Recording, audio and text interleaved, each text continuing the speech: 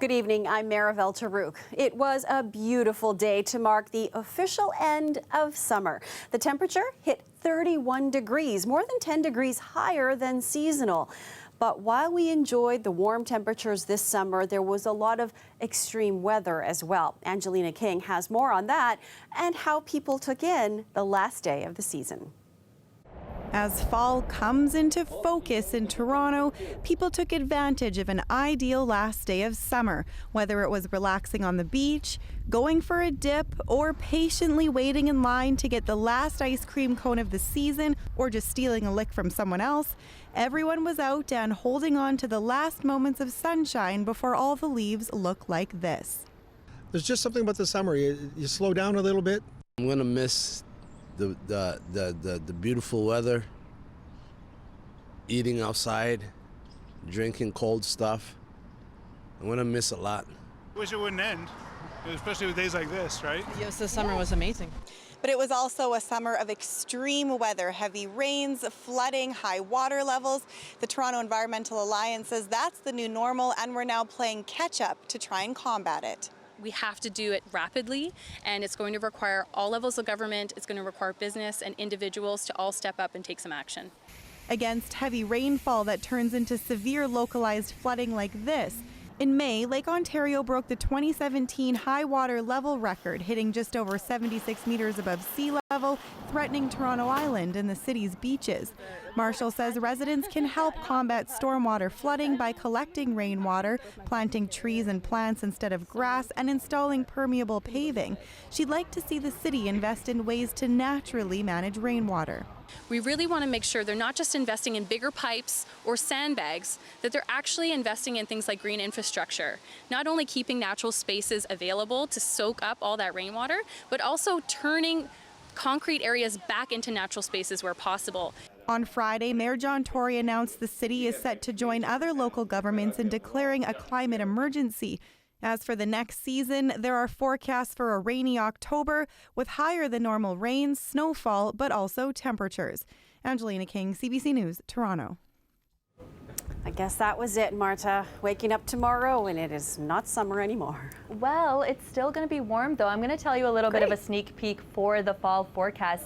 There's two opposing air masses, so hot air from the south, cooler air from the north, and then this area here, this is the jet stream. That's where it's going to be the battleground for where the air masses clash, and that's where we can see some of that active weather. But we have to remember that fall is a transition season. There is, through that jet stream that we saw, this is where we're going to see some above normal precipitation, whether that means snow or rain. It's going to be above normal for fall. Typically around this time of year, the temperature for October is about 15. For the temperatures, we're going to see near normal temperatures in areas of southwestern Ontario. So you'll see temperatures closer to 15. But let's talk about today. Today was 31.3, as you mentioned earlier, not a record beater. The record was 31.7 in 1941. So we were close, but we didn't beat any records today. 20 degrees in the morning, 23 by the afternoon, feeling like 28, so definitely hotter. Let's take a look at some of that precipitation. It's going to be a rainfall risk in through the central part of Ontario and eastern Ontario. Heavy rains and the storm risk continues. Look at that rainfall accumulation in through the Nickel Belt, 30 to 50 millimeters. Toronto and the GTA could see a passing shower. You might see something in Mississauga. You might not see something in Toronto. I'll tell you a little bit more about the temperatures and what can we expect a little later in the show. Okay, we'll see you in a bit. Thanks, Marta. Dozens of young people took part in the Youth Climate Action Summit in Yorkville today, learning about climate science and advocacy. Our goal is to have young people that are either already concerned by climate-related issues but not yet sure how to take action, or people that started taking action but need more guidance, more tools, and kind of provide them with skills and experts that are going to just uplift them and empower them to do more. Youth aged 16 to 22 took part in workshops and listened to expert panels to help enhance their climate advocacy. The event comes after days of protests globally marking Climate Action Week. A major summit, on climate change takes place at the United Nations tomorrow. More than 60 world leaders are gathering, and they'll be hearing troubling news from climate experts. I think that we can still solve this problem, but we have to start moving more quickly. The UN's Climate Science Agency says the effects of climate change are happening faster than predicted and are more severe. It reports the past 5 years were the warmest on record. Also, sea levels are rising more quickly than expected, and carbon dioxide levels are at record highs. All the major party leaders were back on the campaign trail today, making policy announcements and trying to win votes. There were promises for veterans from the Conservatives and for people affected by extreme weather from the NDP. The Liberals made a campaign promise to reduce your cell phone bills. But as David Cochran reports, their message is still being overshadowed by those controversial images of Justin Trudeau. In the midst of controversy, the Liberal campaign plunged into one of the most diverse cities in Canada. From a backyard in Brampton, Ontario, Justin Trudeau tried to get back on message. We made a promise to Canadians that we would put growth for the middle class and people working hard to join it at the center of everything we do. Trudeau wants to talk about the future of the middle class, but he keeps facing questions about his past. Can you say definitively that you haven't worn blackface since 2001? I have been very forthright with Canadians on this issue, and I will continue to be. He called himself forthright, but Trudeau didn't answer the question, leaving the possibility of more incidents, more videos, more photos hanging over his campaign. I think what it shows ultimately is who Justin Trudeau really is. Andrew Scheer says Trudeau has been exposed as a hypocrite. Someone who has one set of rules for everyone else, one set of rules for himself, someone who won't hold himself to the standards he sets for other people. Now Canadians can make their ultimate determination about whether or not they trust Justin Trudeau. While Trudeau tries to mitigate a political disaster, Jagmeet Singh today focused on mitigating climate disasters after spending much of yesterday discussing blackface and brownface. We know that climate change is real, its impact is real, and it's hurting people, it's hurting families. Things as precious as your home or your business are being impacted. Trudeau has reached out to Singh, wanting to personally apologize. Singh is willing to talk, but doesn't want to be used as a prop in Trudeau's rehabilitation. So to this point, the conversation hasn't happened. David Cochran, CBC News, Ottawa. Trudeau isn't the only Liberal candidate facing questions about the blackface photos. Members of his cabinet are as well. CBC's Talia Ricci reports. Minister of Foreign Affairs Chrystia Freeland addressed the controversial images of Justin Trudeau in her opening remarks today at a Canadian Muslim town hall in Toronto. She says she still has full confidence in Trudeau as a leader. This, of course, comes after the emergence of the photos of Trudeau wearing blackface and brownface spanning over a decade. Freeland echoed much of the statement she issued Friday, saying she believed Trudeau's apology was sincere and deeply felt, and that she believes in his commitment to do better. Let me just say that racism and intolerance are unacceptable, always and in all forms. And I was very disappointed and troubled when the images of the Prime Minister in blackface and brownface appeared. I really also accept it's not for me to choose whether to accept the Prime Minister's apology, whether to forgive the Prime Minister. The Prime Minister was quite right to say that he needed to apologize, and he has, to the people who have been really hurt by seeing those images. And it's up to those people to make their own judgments about that. Today, Freeland spoke with the executive director of the National Council of Canadian Muslims and also took questions from the audience. There was mixed reaction on whether the issue was given enough attention today. I would have liked to see a real conversation about not only the blackface and brownface scandal, which speaks very deeply to the reality of white supremacy in this country, but also a serious interrogation of the laws and policies that continue to uphold white supremacy. She had made a statement yesterday, I believe, or 2 days ago, seemingly taking, or rather accepting the apology on behalf of people who had been hurt by it, and I think she corrected herself quite well.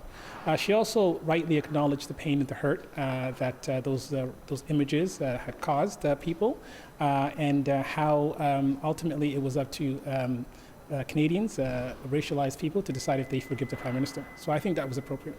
The National Council of Canadian Muslims did call on Trudeau to apologize when these images surfaced, calling the incident deeply saddening. After Trudeau did apologize, the organization thanked him. Today's event was cut about 5 minutes short because members of the audience were interrupting the moderator. The federal election is now just under a month away. Talia Ricci, CBC News, Toronto. What matters to you this election? What issues do you want us to dig into, or do you have questions of candidates or parties? You can connect with us by email, phone, or on social media. Email us at mygtaelection@cbc.ca. You can also call us 416-205-6000 or connect with CBC Toronto on Instagram, Twitter, and Facebook. The Toronto and Region Conservation Authority says it is continuing to make progress on the Meadowway. The project is a 16-kilometer stretch of land that's being transformed into a large urban park. Today, the TRCA showcased what the green space has and will have to offer to residents of Toronto. Everybody's able to come and plant today. We have booths for hiking, for biking, and just get involved, get your hands dirty, get a chance to kind of really get into the meadow. As you can see behind me, it's fairly large, and it really is a beautiful habitat. When the Meadowway is complete, cyclists and pedestrians will be able to travel from the heart of downtown Toronto to Rouge National Urban Park without ever leaving nature. The TRCA hopes that over the next 7 years, the site will be home to many species of butterflies, birds, and wildflowers. You've got about 500 acres of land to transform into the meadow habitat, and also we have about 6 kilometers of multi-use trail to fill in some gaps. They're all in the hard areas around the ravines and such, so it will take some time, but you'll slowly see this area transforming across the 16 kilometers. The Meadowway will connect 15 parks, 34 neighborhoods, and 4 ravines. People are being urged to take greater precaution around power lines after 2 workers were killed and 2 others injured in 3 separate electrical-related incidents. All 3 happened last week within the span of just 24 hours. As Kelda Yoon reports, Ontario's Electrical Safety Authority says each one was preventable. In Vaughan, tragedy struck Thursday evening. A woman was killed when the large truck she was operating made contact with hydro power lines. The 26-year-old was an employee of Pontill Drilling.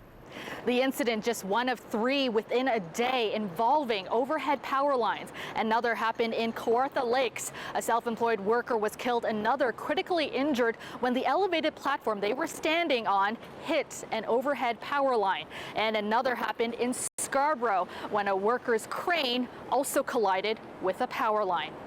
This was a cluster of events that we haven't seen before.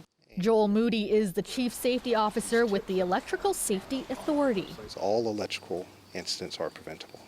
He says in the last 10 years, there have been 19 deaths involving power lines, a majority of them workplace related. It's usually a mixture of those who are doing work that are not necessarily understanding or trained to work close to overhead power lines. So, for example, dump truck drivers, we've seen a lot of contacts over the past 10 years. So that's why we recommend a signaler to help guide that dump truck as they raise their boom. But he also wants to warn the general public. As you can see, a lot of the lines may actually run through trees. And many of the incidents involving homeowners, he says, happen during tree trimming. So those are the power lines that are actually running into a person's home, as you can see, that are coming in on that side. And that's what we are always reminding people to stay away. Instead, hire an arborist. And if you are doing work outside, make sure that even if you're carrying a ladder, you don't carry it in an upright position. Despite the recent rash of incidents, Moody says such tragedies are decreasing. The Ministry of Labor is now investigating all 3. Kelda Yoon, CBC News, Toronto. And Ontario's Minister of Labour confirming tonight his office is investigating the incidents, telling CBC News, quote, "I believe that every worker deserves to come home safely at the end of a day's work. We must and will find a way to do better. One life lost on the job is too many." Advocates at a Winnipeg fundraiser in support of HIV awareness are hoping Queer Eye star Jonathan Van Ness's recent revelation about being HIV positive will help break the stigma around those living with the diagnosis. That story coming up after the break.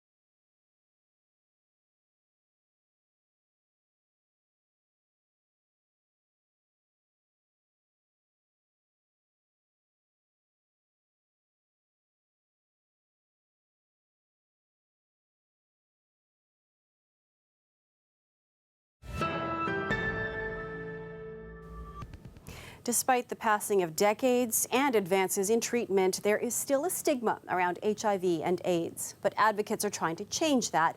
And they say the recent announcement from a popular TV star about his diagnosis could help. CBC's Marina von Stackelberg has more.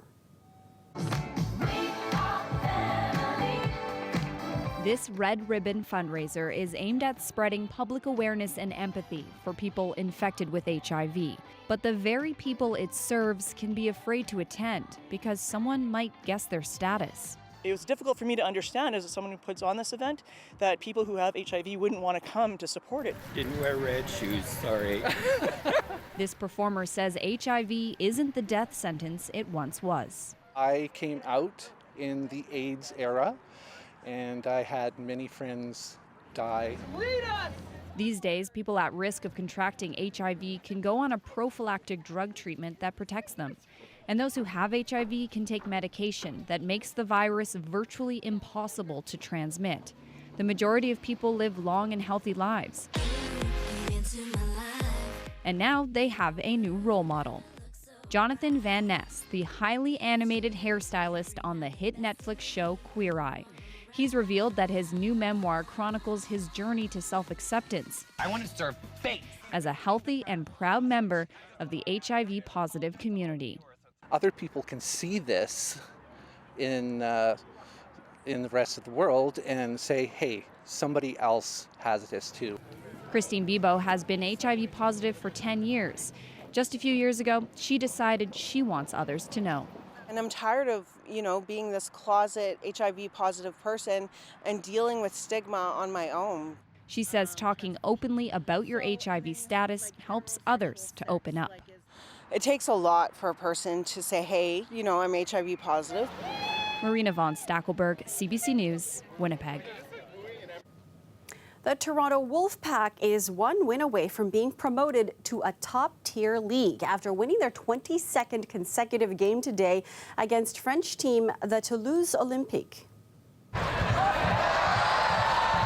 We've got a week off and then prepare for a grand final, and we're going to do the same, just turn up every day at training and make sure we put our best foot forward. The Wolfpack won 40-24 at Lamport Stadium. They are currently the only North American team in the Championship League based in England. Their goal is to earn a spot in the Super League, a division higher than where they are now.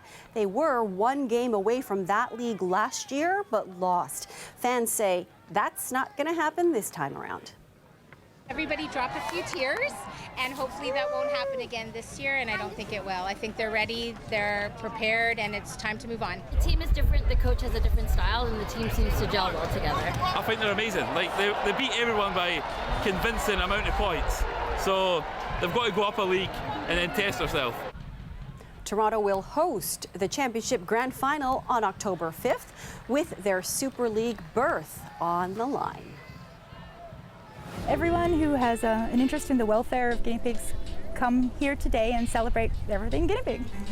It is a picnic like you've never seen before. We'll take you to Canada's largest guinea pig gathering. Seriously, after the break.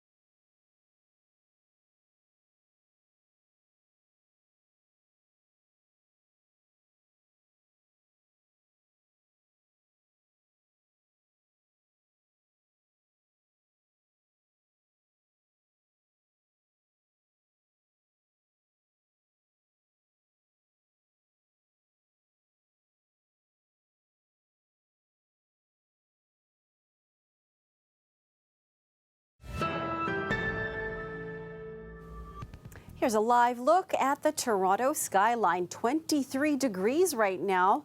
We are just over half an hour away from the official start of fall, though it may not necessarily feel like it. As Marta was explaining a few minutes ago, gonna hang on a little bit to what's left of summer. Yeah, so actually the fall forecast, there's gonna be some of those extended periods of time where we see some of that warmer weather, which is gonna be kind of an anomaly. So it might be a little bit cooler for a little longer. We might have a fall start to winter, but I say false. So that means it's not really gonna be winter, just that extended cool period, and then it's gonna bounce back. Let's talk about the overnight temperatures. 20 degrees, normal for this time of year is 10. So we're really lucky. Even with that rainfall forecast there, it's just the chance of a passing shower. So open your windows, get that fresh air coming through. It's going to feel like 22. By the afternoon, 23 degrees. The seasonal temperature for this time of year is about 20 degrees. So we're above seasonal. Feels like 28. So definitely warmer conditions. Look at these feels like temperatures across the board for Monday. Barrie, 20, feeling like 22. Again, Toronto, 23, feeling like 28. And in extreme southwestern Ontario, 23, feeling like 27 in Windsor. Let's talk about the precipitation forecast. Well, this system is sort of slicing through Ontario. It's going to bring that heavier rainfall in through central and eastern Ontario, with the potential for seeing some of that rainfall in through the GTA, but a little bit later. Passing showers. This is the rainfall accumulations, 30 to 50 in the Nickel Belt. Again, just a little over 5 millimeters in Toronto and the GTA. The rainfall risk map, the heavy rainfall through the center in through areas like Ottawa and Quebec, but you could see some of that small hail in through there. And the temperature patterns, it's gonna get a little bit warmer. Look at that 7-day forecast. Still feeling like 32 at some point. Wow. Yep. Okay, thanks, Marta. No problem. A most unusual sight at Greenwood Park today. It is Canada's largest guinea pig gathering. The 4th annual event brought together passionate pig lovers to celebrate their pets and raise funds for animals in need. Take a look.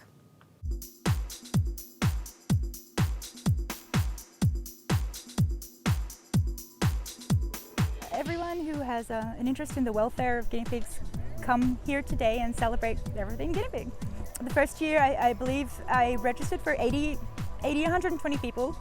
800 came. That's when I went, okay. The next year it grew and it kept growing. I think it's a unique event. There's a lot of things for cats and dogs and not so many things for the small pets. They have very unique personalities, all individual. They bond with their pet parents. They are herd animals. They like to be in groups. They're loud. They're very funny, sometimes very photogenic. You bond with them, they can be tamed. That takes patience. That they're just, they're very funny, furry potatoes. Okay, and that is our show for you tonight. Thank you for watching. Hope you had a great last day of summer, everyone, and also happy fall. Have yourselves a great night, everyone.